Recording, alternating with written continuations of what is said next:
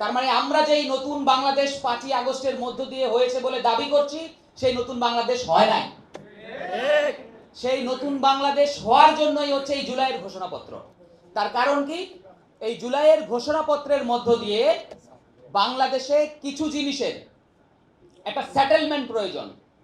এক নাম্বার হচ্ছে জুলাই ঘোষণাপত্র জুলাইয়ের যোদ্ধাদেরকে যে বাঁচাবে, এই জন্য জুলাইয়ের যোদ্ধারা ঘোষণাপত্র চায় না।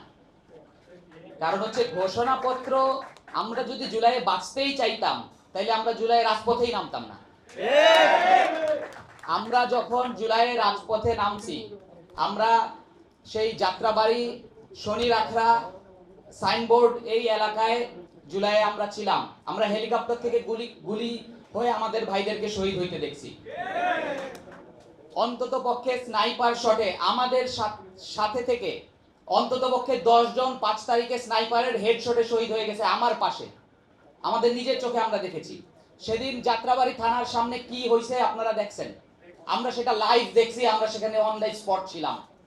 ফলে জুলাইয়ের যেই যোদ্ধারা আছে, সেই জুলাইয়ের যোদ্ধারা তাদের নিজের জীবনের পরোয়া করে না বলেই তারা জুলাইয়ের যোদ্ধা।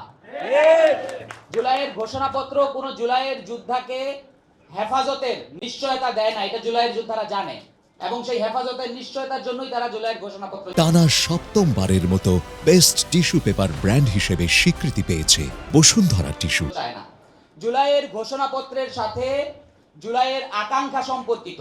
জুলাইয়ের আকাঙ্ক্ষাটা কি? আমরা মনে করি এই জুলাইয়ে যেই গণ অভ্যুত্থান হয়েছে, এই গণ অভ্যুত্থানটা শুধুমাত্র একটা রেজিমকে হটানোর জন্য হয় নাই।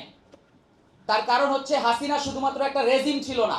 এই হাসিনা গত 17 বছরের মধ্যে একটা ফ্যাসিস্ট কাঠামো দাঁড় করাইছে, যার মধ্য দিয়ে সে ফ্যাসিস্ট হয়ে উঠছে। হাসিনা একা ফ্যাসিস্ট ছিল না, বরঞ্চ এই পুরো ব্যবস্থাকে সাথে নিয়েই তার সমস্ত আমলাতন্ত্র, তার মিলিটারি, তার পুলিশ বাহিনী, তার সমস্ত কিছু নিয়েই হাসিনা ফ্যাসিস্ট হয়েছে। হাসিনা শুধুমাত্র একা ফ্যাসিস্ট ছিল না। যার কারণে আমরা বলি যে এই ঘোষণাপত্রের মধ্য দিয়ে বাংলাদেশের মানুষের গত 16 বছরে যে যত মানুষ গুম হয়েছে, সেটা যে একটা ফ্যাসিবাদী রেজিমের কারণে গুম হয়েছে, এই স্বীকৃতি হবে।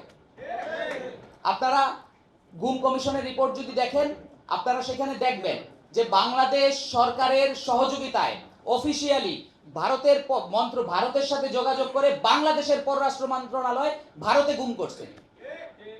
আমাদের বিএনপির সালাউদ্দিন আহমেদ সাহেবকে ভারতে গুম করা হয়েছে। মাওলানা দেলাওয়ার হোসেন সাইদি সাহেবের সাক্ষীর রায় ছিলেন সুখরঞ্জন বালি, তাকে আদালত থেকে তুলে নিয়ে ভারতে গুম করা হয়েছে।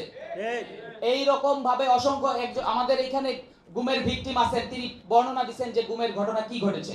এবং আপনারা যদি গুম কমিশনের রিপোর্ট দেখেন, আপনারা দেখবেন এটা বেশ কয়েকটি পত্রিকায় গত 2-3 দিন আগে এসেছে যে গুম কমিশনের রিপোর্টে গুম কমিশন বলেছে যে 5ই আগস্টের পরে সমস্ত আয়নাঘরের আলামত নষ্ট করেছে। তাহলে 5ই আগস্টের পরে আয়নাঘরের আলামত কারা নষ্ট করলো? 5ই আগস্টের মধ্য দিয়ে তো বাংলাদেশ স্বাধীন হয়ে যাওয়ার কথা ছিল। আমরা যেটা 2.0 বলতেছি, তার মধ্য দিয়ে নতুন বাংলাদেশ আমরা ক্লেম করতেছি। তাহলে আলামত কারা নষ্ট করতেছে এই নতুন বাংলাদেশে?